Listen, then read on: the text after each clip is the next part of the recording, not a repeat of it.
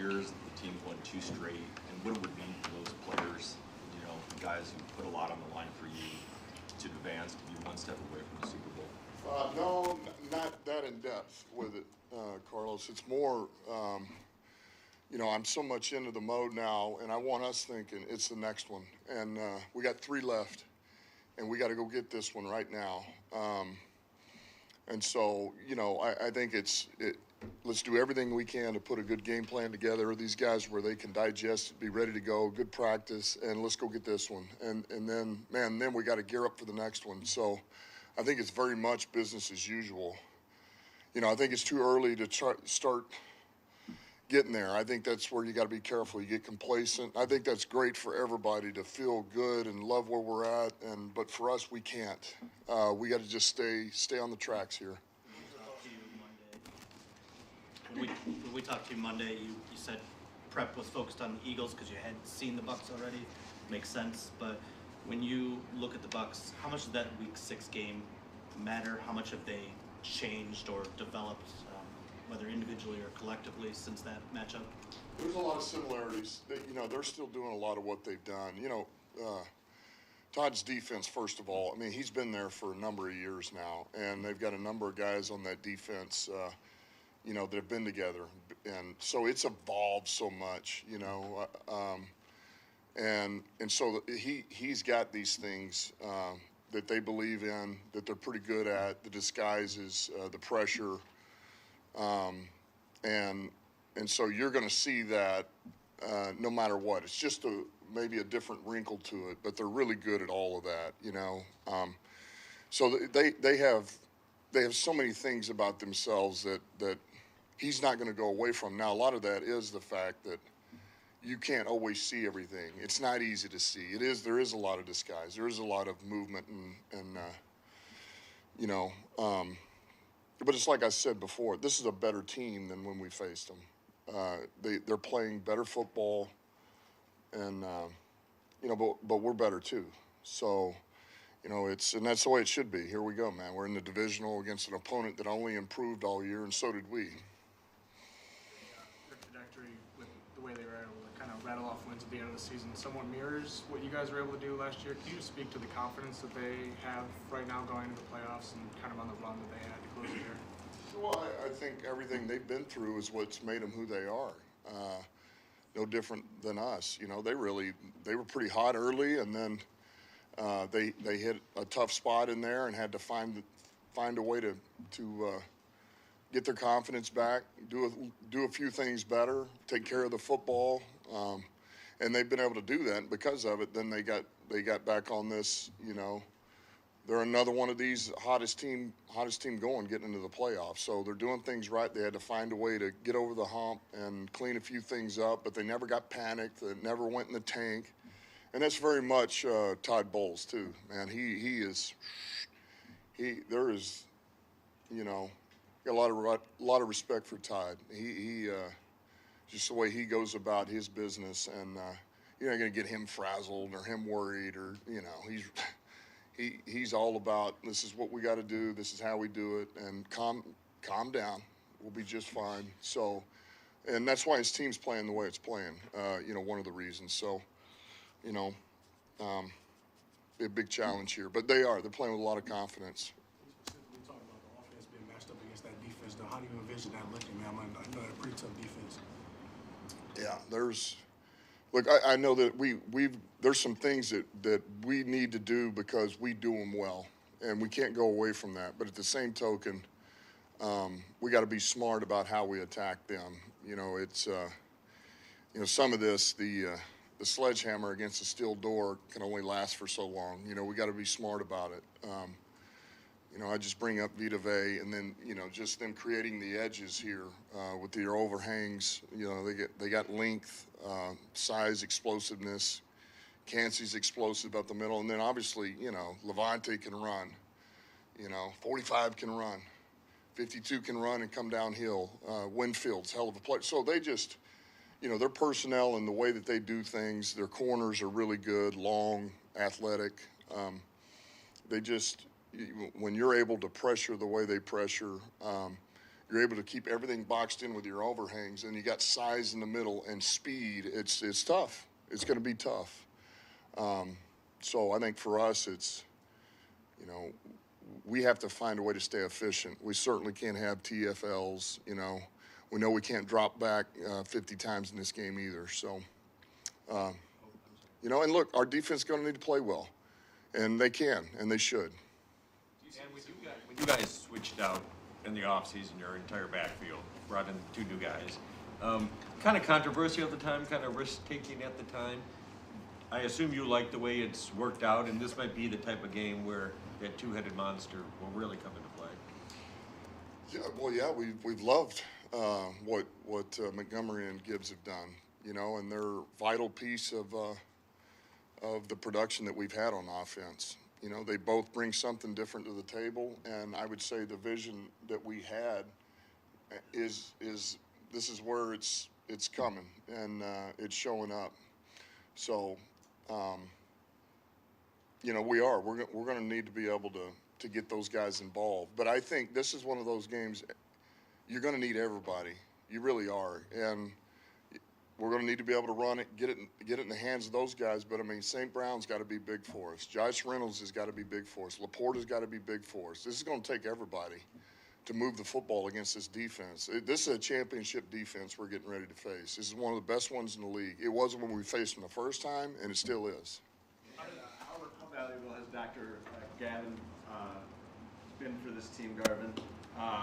And when times are really pressure-packed like this, for guys to maybe stick with strategies that she's working with them on, the whole mental health? Well, I think it's important just when you start talking about player development, player engagement, that this is one of the resources that is good to have. And look, this is, I think she's been very important. I think that this has been a 3-year, this has taken some time, you know, because the players have to, that trust has to be developed between those two, between Dr. Garvin and whoever the player is, right? It can't come from us. It can't come from, they have to develop their own trust and what they feel like they need help with, can get help with. And she's done a great job of that. And I feel like just as an organization, to be able to give them the resource and step back and say, hey, it's here for you. None of this comes to us. This is not a, and I do think our players every year, they're using it more. And I do think it's helping in areas. And I think it's, you know, in all regard, everything, you know, you're dealing with time management, you're dealing with family issues, you're dealing with anxiety issues, you're dealing with, and I think it's just, it really is a great resource. She's done a great job, and she always pokes her head up there too with the coaches. You know, she'll come around once a week, once every couple of weeks, and you know, she wants to make sure that we're being smart, getting rest, and that you know, that we're resting. We just don't have time to listen to her because we're trying to get work done. So, but anyway, she's been unbelievable. How did Laporta come through the weekend, and I guess what were your how did what he did Sunday compare to what your expectations were? I was impressed. He helped us. You know, he was not 100%, but he helped us win that game. He did exactly what we needed him to do for that game, and he's coming along. He's gotten better. He feels better than he did this time last week. That's encouraging. And so I just, you know, I go back to this. I think that's for a young player that doesn't know what this is, and I'm not 100%, to be able to, he knew he could get this done and he could help us, I think goes a long way. You know, that's not an easy thing for a young player. And there again, this is, if we believed that this was going to be some, man, if you do this now, the odds of you, you know, you're going to set yourself back for years or you'll never be the same player. We wouldn't put him out. We wouldn't even talk about it. So it's about the way the player believes in himself, what he can get done, and so he stepped up and helped us. And that grit theme that you've adopted and you're wearing on your hat, when you made your infamous bite your kneecaps thing when you were introduced, you got a lot of national play and laughs for that. But seriously, it's something you've tried to institute here, and I'm wondering if that was a tough sell at first. Yeah. Well, no. I mean, I don't.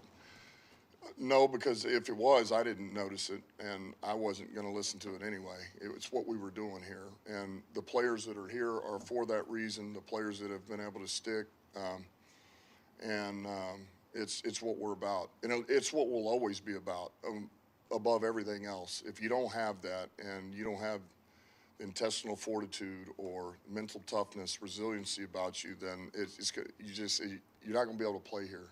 That's the bottom line. So. But no, our guys believe that. You know, the coaches believe it. The whole organization believes it. It's the bedrock of what we're about.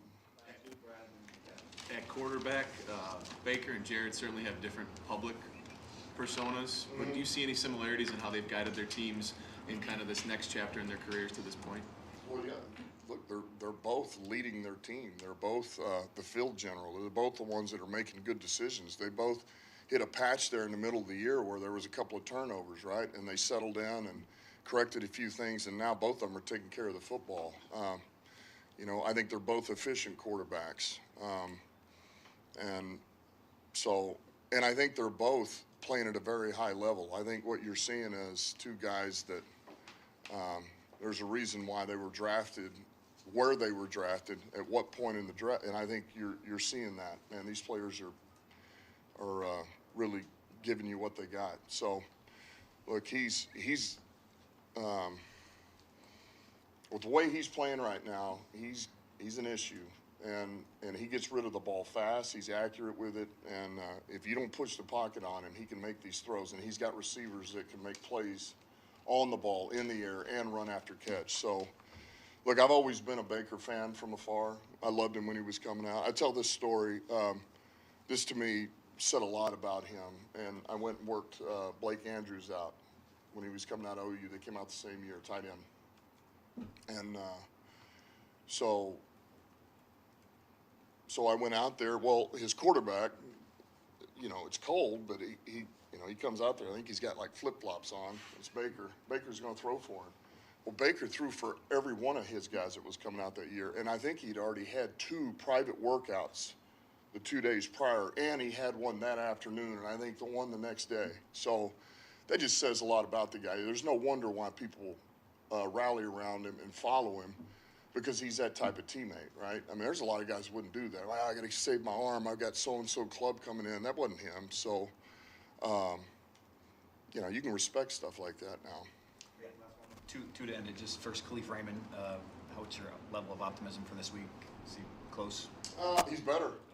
He's better. I won't, honestly, this is going to be one of those that comes down to probably Friday or Saturday before we know for sure. He's improved a ton.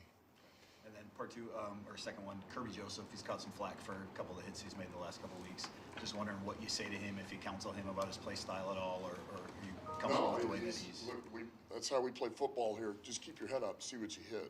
You know, that'll always be what I tell Kirby.